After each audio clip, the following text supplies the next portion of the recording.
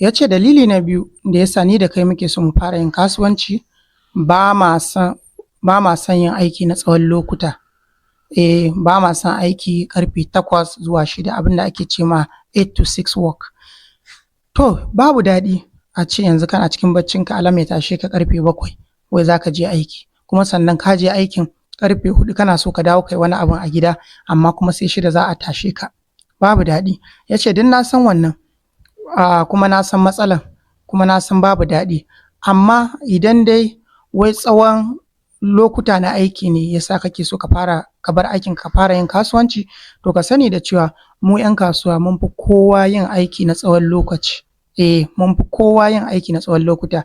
Ya ce ni mai kamfanin Net Niger, ya ce duk a cikin ma'aikatana da suke aiki ba wanda ya kai ni aiki na tsawon lokaci.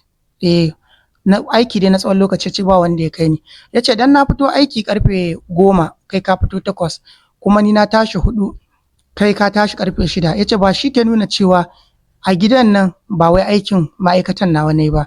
Ya ce a gidan nan da kake gani da asuba da daddare ina nan kullum ina nazari, ina rubuce-rubuce ya zan ciyar da kamfanin gaba, ina ansa ina ta kire-kire da wasu kamfanonin ya za in samu mana wani kwantaragi wanda zai kawo ci gaban ma'aikatan.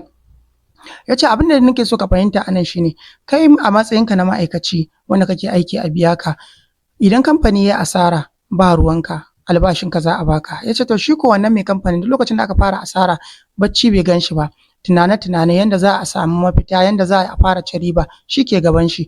To ya ce shi a matsayin shi na shugaban, a matsayin shi na ɗan kasuwa wanda wasu suke ƙasan shi, ya ce ya fi su yin aiki fiye da yanda ba sa zato, saboda shi kullum cikin aiki yake. Ya ce ko a gida ko a gurin aikin, ya ce ko gurin shakatawa je yana tunane-tunane, kuma zai ansa kira, in aka kira shi mitin zai je da sauransu.